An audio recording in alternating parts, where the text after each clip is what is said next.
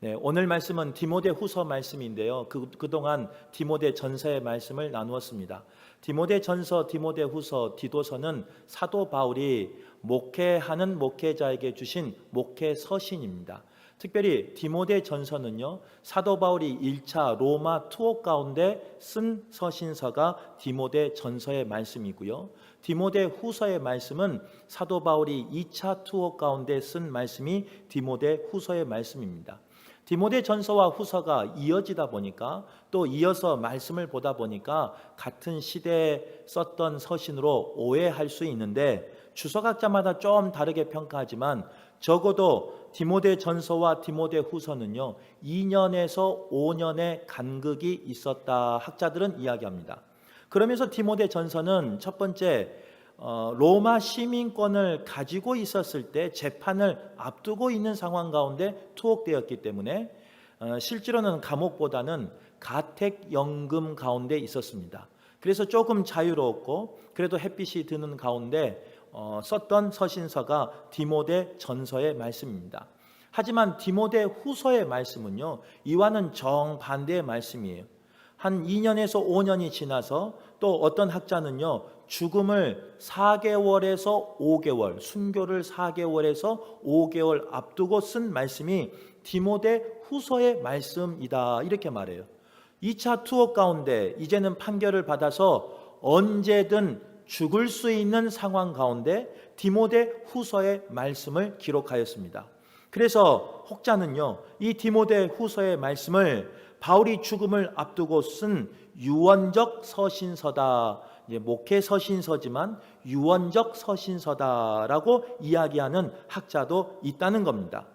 많은 사람들이 자신을 떠나는 외로움 속에 사도 바울은 놓였습니다.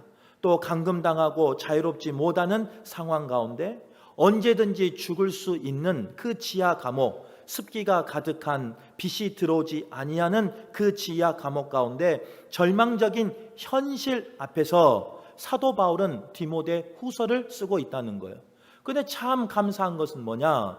그런 절망과 어둠과 죽음의 공포 가운데 있었던 사도 바울이지만 원망과 불평을 쏟아내는 것이 아니라 도리어 감사하고 있다는 거예요.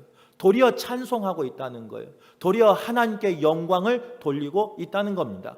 더 나아가 하나님이 나를 부르시는 그 날까지 주신 그 복음을 지키는 사역, 복음을 전하는 사역, 그리고 그 고난을 감당하는 사역 가운데 굴하지 아니하고 무릎 꿇지 아니하고 끝까지 선한 싸움 가운데 싸우고 있는 모습이 바로 사도 바울의 모습입니다.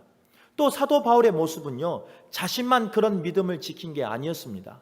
디모데에게 사랑하는 아들, 믿음의 아들 디모데에게 자신의 목회를 전수하면서 또 자신의 삶 가운데 그 고통 가운데 있지만 하나님의 능력을 고백하면서 목회를 이렇게 했으면 좋겠다 하면서 유언적으로 서신서를 써 내려간 본문이 바로 디모데 후서의 말씀이라는 거예요.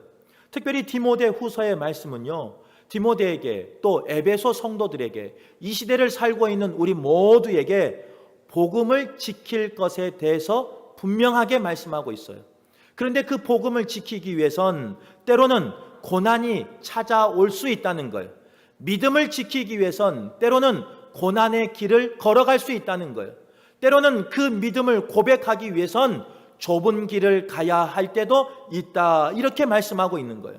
그런데 그 좁은 길, 그 고난의 길, 그 어둠의 길을 피하는 것이 아니라 복음을 지키기 위해서 너희는 참여하여 이겨라, 선한 싸움을 싸워서 이겨라 이렇게 말씀하고 있어요.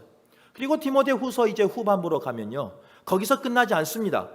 복음을 전하는 자가 되라, 증인이 되라, 증거자가 되라 이렇게 말씀하고 있다는 겁니다.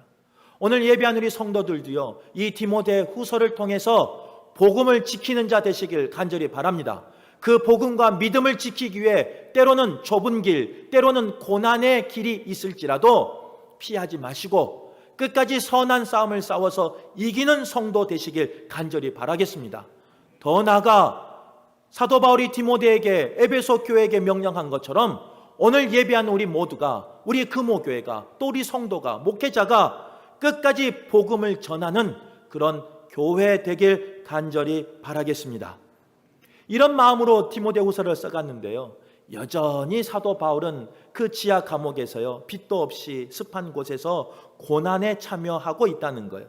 고난에 맞서 싸워야 한다, 선한 싸움을 싸워야 한다, 이겨야 한다.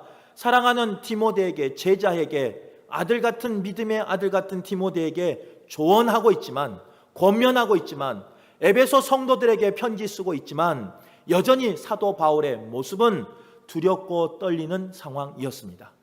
언제든 죽어도, 언제든 그 죽음의 자리, 사선에 끌려가도 별 이상이 없을 만큼 바로 그 죽음의 사선에 서 있는 사람이 바로 사도 바울이었다는 거예요.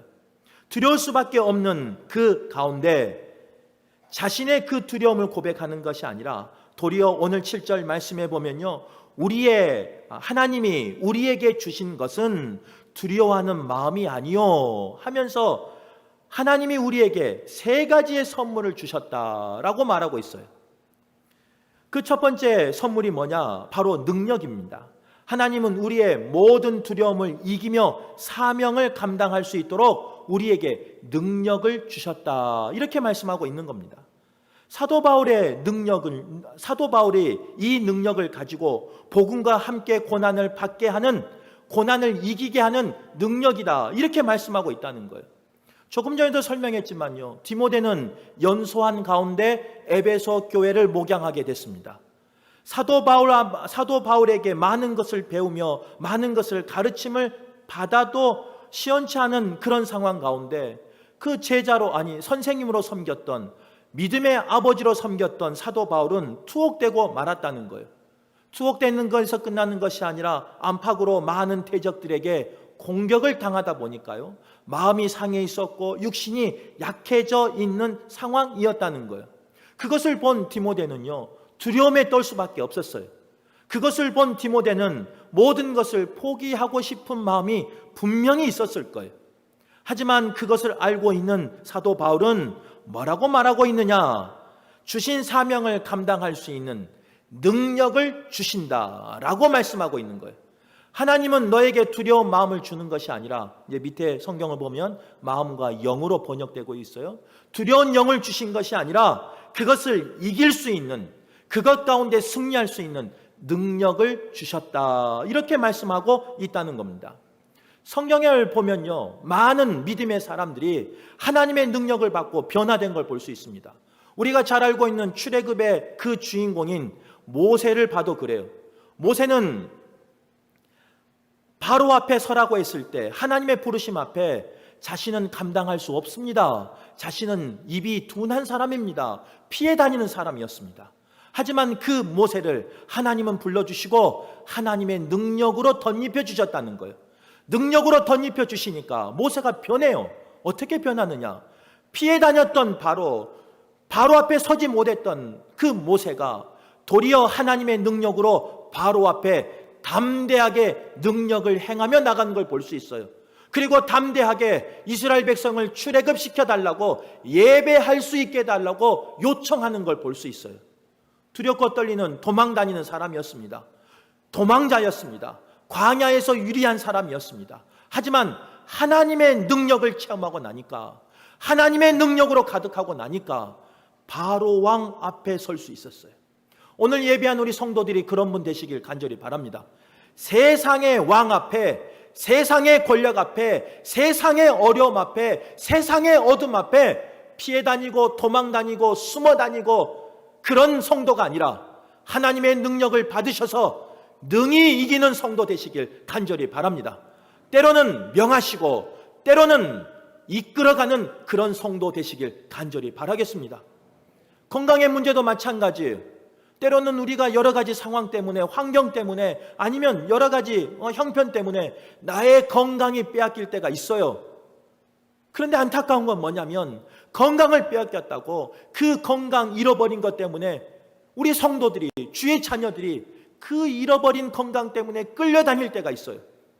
바라기는 건강을 잠시 잃었을지라도 세상 것에 끌려다니지 않기를 바랍니다. 잃어버린 건강에 끌려다니지 아니하길 간절히 바랍니다. 하나님이 고쳐주실 것이라는 그 믿음을 가지고 그 능력을 의지하여서 때로는 선포하시고 때로는 기도하시고 때로는 하나님의 능력으로 이겨내는 우리 성도가 되시길 간절히 바라요. 경제적인 문제도 마찬가지예요. 살다 보면 어려울 때가 있죠. 찌그러질 때가 있죠. 남 앞에 서지 못할 때가 있죠. 그러나 하나님은 능력의 하나님이세요. 내가 형편이 찌그러졌다고 해서, 내 상황이 어렵다고 해서 하나님의 능력이 사라진 게 아니에요. 그러기에 능력의 하나님을 믿으시고 그 능력을 소망하시고 그 능력으로 당당히 서서 이기는 우리 성도들 되시길 간절히 바라겠습니다. 여호수아도 마찬가지예요. 여호수아도요, 이제 모세가 가나안 땅 앞에서 죽어요. 그래서 여호수아에게 그 모든 권력을 이양하게 되잖아요. 그런데 그 여호수아가 모세라는 거목 앞에서, 그 광야를 이끌어가던 출애굽 그 역사 앞에서 이제 가나안 땅을 정복하려고 하니까 얼마나 두려웠겠어요. 두렵고 떨렸을 거예요. 아마 그 사명을 피하고 싶었을 거예요. 어쩔 수 없이 내가 선택받았지만 나는 피하고 싶었을 거예요. 다른 사람을 시키고 싶었을 거예요. 그런 가운데 여호와 하나님이 모세를 만나 주셔요. 그리고 모세에게, 두려워 떨고 있는 모세에게 담대하라 말씀하시면서 담대함을 허락해 주셔요. 두려움을 이길 수 있는 능력을 허락해 주셔요. 그러니까 여호수아가 변한 거 아니겠습니까? 요단강 앞에서도 선포하며 요단강을 가르며 건너갔고, 여리고성 앞에서도 믿음으로 여리고성을 물리치며 이기며 나가는 여호수아가 되었던 거예요. 가나안의 7 족속 앞에서도 그를 무서워하는 것이 아니라 도리어 선포하며 백성들과 함께 그 가나안 땅을 하나하나 정복한 사람이 누구냐? 두려움에 떨었던 여호수아예요. 두려움에 떨었던 여호수아지만 하나님의 능력을, 하나님의 그 권능을 받고 나니까 모두 이길 수 있었던 거예요. 살다 보면 왜 우리에게 여호수아 같은 일이 없겠습니까? 가나안 족속이, 때로는 요단강이, 때로는 여러 가지 상황이 나를 막을 때가 있어요. 나의 자녀의 앞길을 막을 때가 있어요. 우리가 자녀를 키우다 보면 속상할 때가 있는데, 그런 어려움 앞에서 자녀들이 이겼으면 좋겠는데 울어요. 도망 다녀요. 피해 다녀요. 못 이기겠다는 거예요. 그런 우리에게 오늘 말씀은요, 소망이 되는 말씀이에요. 모세도 그랬고 여호수아도 그랬어요. 그렇지만 하나님의 능력을 경험하고 나면, 그 하나님의 능력을 의지하고 나면 하나님이 담대함을 주셔요. 이기게 하셔요. 피하는 것이 아니라 싸우게 하셔요. 싸우게 하는 데서 끝나는 것이 아니라 그곳에서 이기게 하셔요. 우리의 믿음이 우리의 자녀의 믿음 되길 바랍니다. 우리의 고백이 우리의 자녀의 고백 되길 간절히 바랍니다. 우리도 그 힘든 순간을 다 이겨냈지 않습니까? 때로는 기도하면서 이겨냈지 않습니까? 때로는 주님을 의지하면서 이겨내서 여기까지 오지 않았습니까? 항상 건강하셨어요? 항상 부자였어요? 항상 형통했어요? 그렇게 보이지만 그렇지 않아요. 말하지 않았지만 내 속에는 건강을 잃어버릴 때가 있었어요. 내 속에는 경제력을 잃어버릴 때가 있었어요. 5,000원이 없어서 눈물 흘릴 때가 있었어요. 내 속에서는요, 다른 사람 앞에 나서지 못하는 그런 찌그러진 삶이 내 속에 있었어요. 하지만 그때마다 우리는 믿음을 가지고 여호와 하나님의 능력을 의지해서 여기까지 온 것 아니겠습니까? 그 믿음이 우리 자녀들에게 이어지길 간절히 바랍니다.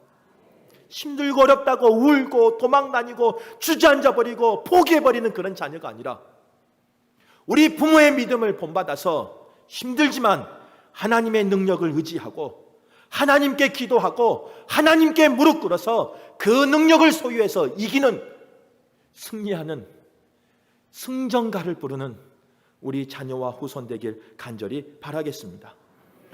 또한 신약으로 넘어오면요, 예수님의 제자들도 안 그랬겠습니까? 예수님의 제자들이 예수님과 따라지는 그 공생의 기간에는요, 아마 많은 사람 앞에 나설 수 있었을 거예요. 예수님을 잡아가려는 그 군사들을 베드로는요, 제자는 칼을 꺼내서 싸워서 싸워서 이길 만큼, 귀를 베버릴 만큼 당당한 사람이었습니다. 그런데 막상 예수님이 십자가에 못 박혀 죽고 나니까 부활하셨지만 그 부활의 소식을 듣기 전에는 그들은 어떤 삶을 살았느냐? 숨어 있었어요. 빗장을 걸었어요. 행여나 유대인들이 나를 잡아갈까 봐 무서워 떨고 있었어요. 어떤 제자들은요, 자신을 찾아올까 봐 고향으로 도망쳐버렸어요. 그런데 그런 제자들을, 부활하신 주님을, 사망 권세를 이기신 주님이 찾아와 주셨다는 거예요. 그리고 그들에게 다시 능력을 허락하시고 권세를 허락하시고 땅끝까지 주의 복음을 전하게 하셨다는 거예요. 그러니까 제자들이 변하잖아요. 빗장을 열고 그 문을 열고 죽음이 나를 앞을 막아도, 때로는 고난의 길이 있어도, 때로는 좁은 길이어도 그 복음을 지키며 전하는 데까지, 땅끝까지 가서 순교를 각오하고 복음을 전하는 담대한 사람이 누가 되느냐? 제자들이 되었다는 거예요. 그런다고 다 순교하라는 거 아니에요. 세상의 그 어둠과 세상의 그 두려움 가운데 이기라는 거예요. 그냥 빗장을 걸고 문을 걸고 고향에 들어가서 숨어버리는 것이 아니라 사망 권세를 이기신 그 주님의 권능으로, 그 능력으로, 그 능력을 소망하셔서 세상 가운데 선포하며 이기시라는 거예요. 숨지 마시고. 우리 자녀들도 그랬으면 좋겠어요. 무서운 일 있으면 숨어버리고, 엄마 치마에 숨고, 아빠 등에 숨어버리고, 그런 자녀가 아니라 두려운 일이 있을 수 있죠. 실패할 때도 있죠. 건강을 잃어버릴 때도 있죠. 낙심할 때도 있죠. 떨어질 때도 있죠. 속상할 때도 있죠. 때로는 사람들에게 손가락질 당할 때도 있죠. 그러나 하나님의 능력을 의지하며 끝까지 승리하는 우리 자녀, 우리 후손들 되길 간절히 바랍니다. 그러기 위해선 오늘 예배한 우리 성도들이, 오늘 예배한 우리 부모들이 그렇게 사셔야 돼요. 힘들다고 주저앉고 피해 다니고 울고 짜고 도망 다니고 그런 성도가 아니라, 힘든 일이 있어도 내 자녀가, 내 후손이 보고 있으니까 하나님이 주신 능력으로, 믿음으로 이기는 성도 되시길 간절히 바랍니다. 두 번째로 하나님이 주신 것은 뭐냐? 사랑을 선물로 주셨다는 거예요. 우리의 인간의 사랑은요, 때로는 나 자신의 욕심 때문에, 또 돈 때문에, 쾌락을 사랑하는 그런 것 때문에, 여러 가지 환경 때문에 우리의 사랑이 변할 때가 있습니다. 오직 하면 사랑은 움직인대요. 이게 우리의 세상의 원리예요. 하지만 성경에서 말하는 사랑은 그런 움직이는 사랑이 아니에요. 변하는 사랑이 아니에요. 영원히 불변한 사랑이라는 거예요. 성경에서 말하는 사랑은 우리를 구원하기 위해서 독생자까지 보내주신 조건 없는 무조건적인 영원한 사랑이라는 거예요. 하나님께서는 그 사랑의 마음을요, 우리에게 주셨다는 거예요. 그 사랑의 마음으로 우리를 회복하기를 원하신다는 거예요. 그런데 세상은 항상 우리를 참소해요. 뭐라고 말하느냐? 너 같은 사람이 하나님의 사람이냐? 그런 죄를 짓고 너가 하나님 앞에 예배하느냐? 그러나 하나님은 그렇게 말하지 않습니다. 사람은 때로는 나에게 그런 손가락질을 하고, 사람은 때로는 나에게 그런 참소를 하고, 사람은 때로는 그런 눈으로 나를 바라보지만 여호와 하나님은 그렇게 바라보지 않으세요. 이 세상을 창조하시는, 독생자를 우리에게 보내주시는 그 십자가에 달려주신 예수님은, 나와 함께 하시는 성령님은 나를 그렇게 바라보지 않으세요. 지금도 사랑한다 말씀해 주셔요. 어느 누가 나와 함께 하지 않아도 지금도 사랑한다 말씀해 주셔요. 사람은 힘이 있을 때 나와 함께 합니다. 사람은 내게 권력이 있을 때, 돈이 있을 때, 명예가 있을 때 나와 함께 하는 거예요. 그러나 하나님의 사랑은 그렇지 않아요. 내게 명예가 있어도, 내게 부가 있어도, 내게 건강이 있어도 함께 하시지만, 때로는 명예를 잃어버리고 부를 잃어버리고 건강을 잃어버리고, 사람에게 손가락질 당해도, 사람에게 참소 당해도, 사람에게 업신 당해도, 멸시 당해도 하나님은 끝까지 우리를 영원히 변치 않는 사랑으로 사랑하여 주신다, 이렇게 말씀하고 계신 거예요. 오늘 계신 우리 성도들이 그 사랑을 경험하길 간절히 바랍니다. 그 사랑으로 회복되길 간절히 바랍니다. 그 사랑으로 다시 일어서길 간절히 바라겠습니다. 성경에 보면요, 많은 기적과 이적이 어디서 일어나느냐? 그런 사랑의 모습 속에서 일어난다는 거예요. 사람들, 우리가 잘 아는 삭개오 있잖아요. 삭개오의 직업이 뭐였어요? 세리장이었어요. 그 당시에 손가락질 받는 사람이었어요. 원수였어요. 매국노였어요. 죄인이었어요.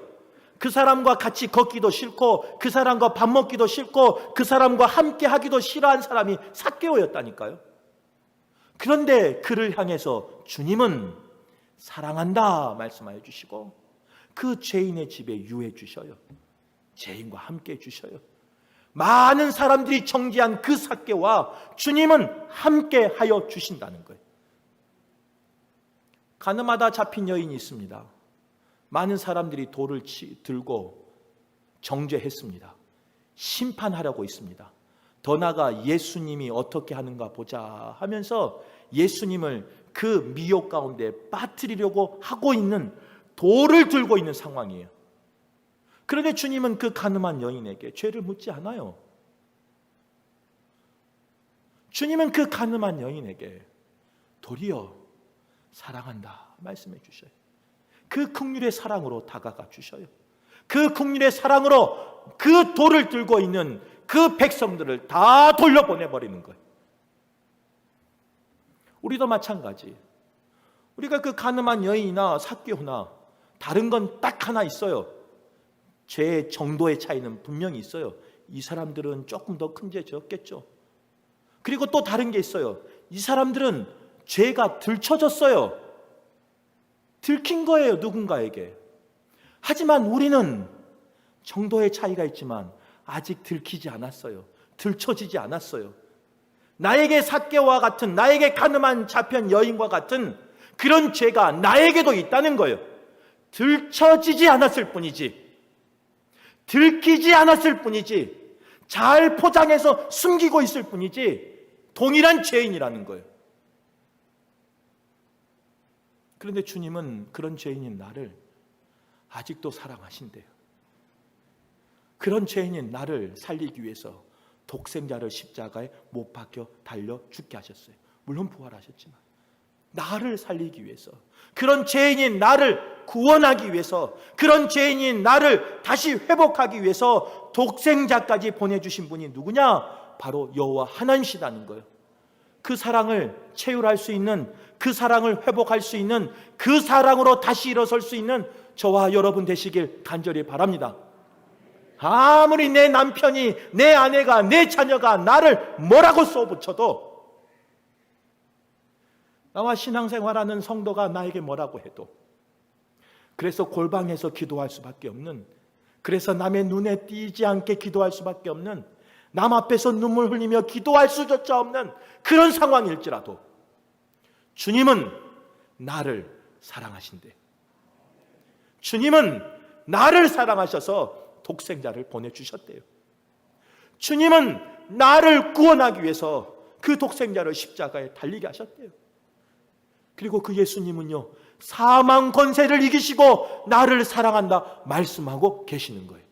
그 사랑으로 자유하는 저와 여러분 되시길 간절히 바라겠습니다.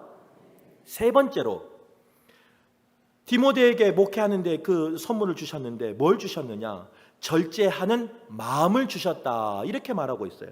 오늘 본문에 이제 밑에 보면요, 절제하는 영 이렇게 같이 번역하고 있는데, 세 번째 주신 선물이 바로 절제하는 마음이라는 거예요. 성경에서 말하는 절제는 자기를 잘 다스릴 수 있는 능력을 의미한다는 거예요. 그 절제는요, 첫 번째, 감정의 절제가 있어야죠. 욕망의 절제가 있어야죠. 충동 앞에서 절제할 수 있어야죠. 말과 행동 앞에서 절제할 수 있어야죠. 그런 절제의 은혜를 우리에게 선물을 주셨다는 거예요. 그런데 우리는요, 그 절제의 영을, 절제의 마음을 때로는 받아들이지 않을 때가 있어요. 바라기는 오늘 예배한 우리 성도들이요, 능력만 받으신 것이 아니라, 사랑만 받으신 것이 아니라 절제도 받으실 수 있길 간절히 바라겠습니다. 이렇게 말하면 지금 이 순간 절제가 가장 필요한 사람은 누구냐? 목사님이에요. 설교도 절제하는 게 영이 있어야 돼요.